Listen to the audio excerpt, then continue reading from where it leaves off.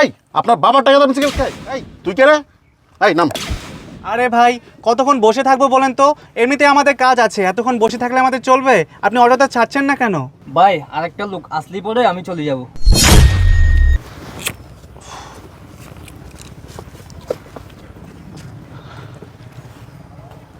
এই যাবো সামনে?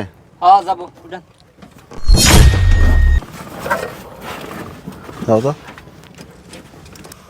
আরে ভাই, আপনি সিগারেটটা গাড়ি থেকে নেমে খান না, গাড়ির ভিতরে উঠে সিগারেট খাচ্ছেন কেন? এই সাউন্ড দিল কেটা? আপনি না? এই আপনার বাবার টাকা দাম সিগারেট খাই? আরে ভাই, আপনি এমন করছেন কেন? আপনাকে তো খারাপ কিছু বলেনি, যা বলেছে ভালোই তো বলেছে। অটোর ভিতরে কি এগুলা খায় মানুষের সামনে? এই আমার টাকা আমি সিগারেট খাবো, আমি যেখানে খুশি সেখানে খাবো, আপনি বলার কে? আরে ভাই, আপনার সমস্যা কি? আপনি আমাদের সাথে এইভাবে খারাপ ব্যবহার করতেছেন কেন? আর আপনাকে তো ভালো কথাই বলা হয়েছে, তাই না? এই আমার সাথে কথা বলার সাহস তোরা কথা বলি? হ্যাঁ আমাকে চিনিস আমি কে? আরে ভাই আপনি এই ধরনের কথা বলছেন কেন বলেন তো? মেয়েদের সাথে কিভাবে কথা বলতে হয় সেটা কি আপনি বুঝেন না নাকি? তখন থেকে ওদেরকে আপনি ধমক দিয়ে কথা বলছেন, এগুলো কি ধরনের ভদ্রতা? এই তুই কে রে? এই নাম নাম।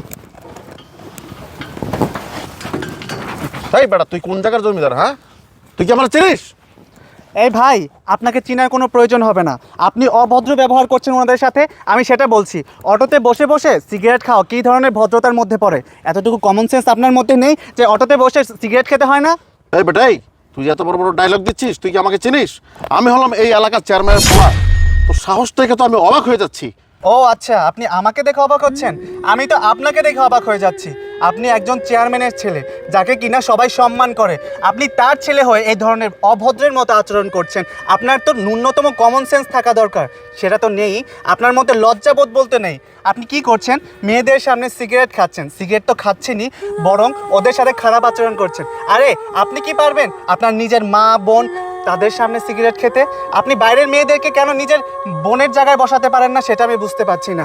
আরে নিজের পরিবারে যে গিয়ে তাদের সামনে যদি আপনি সিগারেট খেতে না পারেন, ওদের সামনে কি করে খাচ্ছেন? ওরা তো আপনাদেরকে সতর্ক করে দিচ্ছে। আপনার তো ন্যূনতম লজ্জাবোধ থাকা দরকার। আপনার মধ্যে যদি ন্যূনতম লজ্জাবোধ থাকতো না, আপনি তাদের সাথে তর্ক করতেন না, বরং আপনি সিগারেটটা ফেলে দিয়ে অটোতে উঠতেন।